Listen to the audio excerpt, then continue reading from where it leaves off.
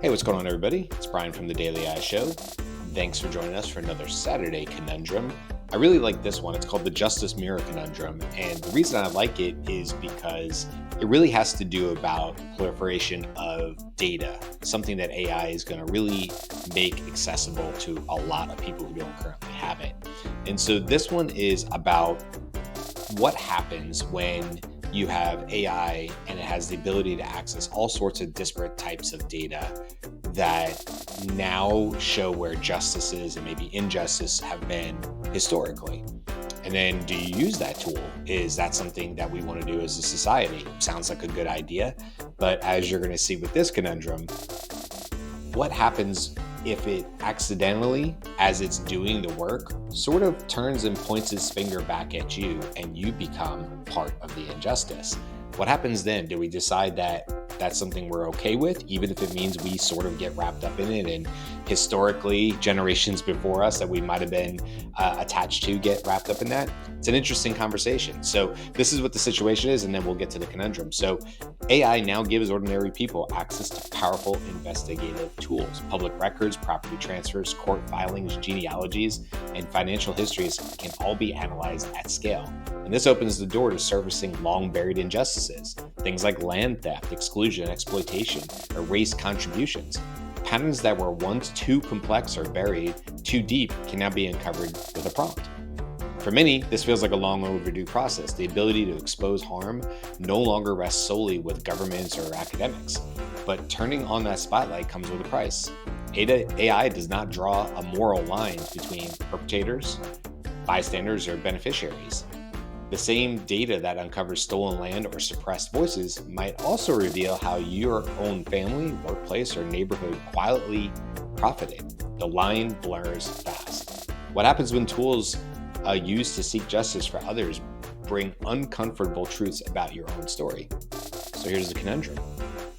If you want AI to surface hidden injustices and hold others accountable, are you also willing to let it judge you by the same standard? Or does justice lose meaning when it only aims outward?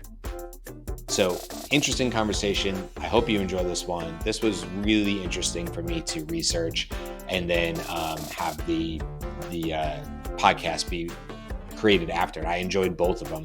And just like I say every Saturday, if you want to know how I'm doing this, it's obviously different than our regular daily AI shows, which, by the way, we just passed our 2-year anniversary. So thank you for all your support. That's a live show. That's Monday through Friday at 10 a.m. Eastern. You can always join us there. This show has always been a little different because there's my intro, which obviously is human and it's live. But what you're about to hear are the two AI podcasters talk about it, two hosts talk about the topic. And so I always workshop these with ChatGPT. I guess now I'll be using ChatGPT 5 since it just rolled out. Then I use Perplexity Pro to do the deep research and to debate both sides of the topic. And then that eventually goes into Google Notebook LM, which then eventually turns into the podcast discussion you're about to hear. So I hope you enjoy it. Imagine for a moment that we had a perfect mirror. Not one that just, reflects your face. One that could reflect the hidden history of everything it touches, your home, your family, maybe your whole community. What if the very tools we designed to expose historical wrongs could also reveal some uncomfortable truths about your own past, about your family, or where you live? It's a pretty profound question, isn't it? Today, we're diving deep into something we're calling the Justice Mirror Conundrum. And it's a really significant ethical dilemma, one that's, it's bubbling up because of these incredibly fast advancements in AI-powered investigative tools. You see, AI now puts these really powerful investigative tools into the hands of ordinary people, not just academics or governments anymore. We're talking about the ability to analyze massive amounts of data, public records, property transfers, court filings, genealogies, financial histories, all at a scale that was frankly unimaginable before. And this opens the door to surfacing long-buried injustices, right? Things like land theft, patterns of exclusion, exploitation, maybe contributions that were just erased from the record. Patterns that were once too complex or just buried too deep for human researchers can now potentially be uncovered with a simple prompt. Now, for many, this feels like long overdue progress. The power to expose historical harm is being democratized, moving beyond just institutions. But here's the catch, the dilemma. Turning on that spotlight, it comes with a price. The AI, you see, it isn't a judge. It's just a mirror. It doesn't draw moral lines. It doesn't really distinguish between perpetrators, bystanders, or beneficiaries. So, same data that might uncover, say, stolen land or suppressed voices could also reveal how your own family, maybe your workplace or your neighborhood, quietly profited from those very systems. Those lines can blur really, really fast. So, the core conundrum we're exploring today is this. If you want AI to surface hidden injustices and hold others accountable, are you also willing to let it judge you by the exact same standard? Or, does justice start to lose its meaning when we only aim it outwards? Our mission for this deep dive is to really unpack both sides of this complex debate. So we want to examine whether universal moral standards can actually be applied consistently when this mirror of justice is turned in all directions. Okay, let's unpack this a bit. How has technology really changed what's even possible in uncovering historical truth? It feels like we've gone from looking through a tiny keyhole to suddenly having this massive panoramic view. That's precisely it. It's a fundamental shift, really, in how we can even approach history. Hmm. Modern AI systems are incredible at identifying patterns across these vast data sets, Yeah. things that would just be impossible for human researchers to wade through manually. It's just the sheer volume of it. Exactly. Think about it. Analyzing millions of relevant documents, public records, connecting historical events to present-day conditions. Yeah. And this is where it gets really interesting, as you said, the democratization of truth-telling. Yeah. It used to be mostly academics, right? Now, potentially, it's in everyone's hands. I mean, the National Archives is already using AI to automatically detect and flag sensitive information, making stuff accessible that was buried before. Right. And tools like Thomson Reuters' Clear Platform, they give ordinary citizens access to what they call current and trusted data from vast collections of public and proprietary records. Hmm. So with that kind of access, trying to apply justice selectively becomes, well, much harder to justify. Mm-hmm. It's increasingly untenable. Think about digital genealogy platforms, too. People are tracing family histories, and they're finding stories of both victimization and complicity. It makes for a richer, sometimes uncomfortable, but richer narrative about identity.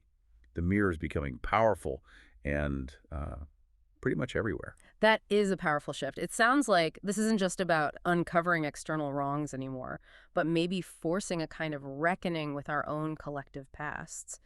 How do you see communities actually, grappling with that kind of uncomfortable truth when it hits so close to home? Well, it creates a fascinating tension, doesn't it? Because on one hand, there's this strong drive for historical redress, for accountability, but on the other, there's the dawning realization that these histories are all tangled up, intertwined. And that brings us squarely to the first side of this conundrum, the case for universal accountability, the idea that the mirror must reflect all. This perspective argues, quite strongly, that justice loses its meaning if you only apply it selectively. It draws on this principle of moral reciprocity. The philosopher Immanuel Kant talked about the categorical imperative. Basically, if a standard is right for one, it has to be right for everyone, no exceptions. Sort of a universal rule? Exactly. It's like saying, look, if you think this AI should reveal their hidden history, then intellectual honesty demands it must be allowed to reveal yours too. So it's about moral consistency, holding everyone to the same yardstick. And this also connects to that idea of the beneficiary responsibility framework, doesn't it? Suggesting accountability isn't just for the direct perpetrators. Precisely. Legal scholars have developed this social connection model of responsibility. It essentially extends accountability beyond the people who directly committed the wrongs. It includes those who benefited, even indirectly, sometimes generations later, from historical injustices. Okay, but how does that work? Are you blaming people today for things their ancestors did? That's a key distinction. The argument isn't usually about blaming present-day individuals for harms they didn't personally commit. It's more about addressing the ongoing effects. It's about acknowledging where individuals or groups might still be benefiting from systemic advantages that were created by those past injustices. Okay, addressing the legacy. Yes, exactly. And this connects really powerfully to restorative justice principles. The focus there is on repairing harm. The core idea in restorative justice is often framed as crime is a violation of people and relationships, and that violation creates obligations to put things right. So if the tools, the AI, exist to uncover all injustices that contributed to that harm, then this perspective says moral consistency demands we use them universally. The mirror, once you turn it on, doesn't pick and choose who it reflects. Okay, so if one side argues for this kind of universal scrutiny, what's the counterargument? Surely it's not quite that simple, is it? Let's turn the mirror around and think about where context and complexity really matter. You're absolutely right. It's far from simple. And a major argument against this universal application is what philosophers sometimes call the temporal injustice problem. Temporal injustice, meaning related to time. Exactly. The basic idea is that the longer the time gap between an injustice happening and any attempt to address it now, the more complicated the questions of responsibility become. Who owes what to whom after centuries? And what's fascinating here is that history itself shows that applying today's moral rulebook to yesterday's actions can be, well, fundamentally misguided. If you look at, say, early modern attempts at reparations, they were often about restoring honor or status, not about assigning guilt and demanding atonement in the way we might think about it today. So the very definition of justice might have been different. Radically different, potentially. It highlights this huge temporal gap in how we even conceptualize justice across eras. So it's not just about what happened, but when it happened, and how different eras understood concepts like justice and responsibility. This also seems to bring up the moral relativism challenge, right? The idea that what's considered right or wrong isn't fixed, it changes across cultures and time periods. Precisely. Moral relativism, in simple terms, holds that moral judgments are true or false only relative to some particular standpoint, Right. like a specific culture or historical period. From this perspective, using AI for these investigations risks imposing our present-day values onto past actions unfairly, especially when, as one scholar put it, the standards of justification in the two societies may differ. Right. We're essentially judging historical actors by a moral code they didn't operate under, which can feel deeply unfair, especially to those whose histories are suddenly being exposed and judged by today's standards. And if we layer on the inherent power dynamics baked into these investigative tools themselves, that complicates things even more, doesn't it? I mean, who builds these AI mirrors and whose perspectives are they inevitably reflecting? Absolutely critical point. Yeah. Research, for instance, on partnership dynamics shows that pretty much all partnerships are characterized by unequal dynamics of decision-making power. That applies here too. When you apply that to historical investigations, it means those with greater resources, more tech access, they might disproportionately shape the narratives about past injustices that the AI surfaces. So the tool itself isn't neutral. Far from it. And this raises a really important question. Do these tools end up perpetuating inequalities rather than correcting them? We have studies showing algorithmic systems discriminating against black defendants, for example, or demonstrating racial bias in things like healthcare and hiring. Wow. So there's a real concern that this systemic bias gets replicated in AI systems looking at history. Now, instead of universal accountability, proponents of what's called a victim-centered justice alternative argue for prioritizing healing for those actually harmed. Okay, how does that work? This model focuses much more on victim needs and offender responsibility for repairing harm. But critically, it recognizes that not all situations need the exact same response. It's context-dependent. So what does this all mean when we talk about the psychological impact?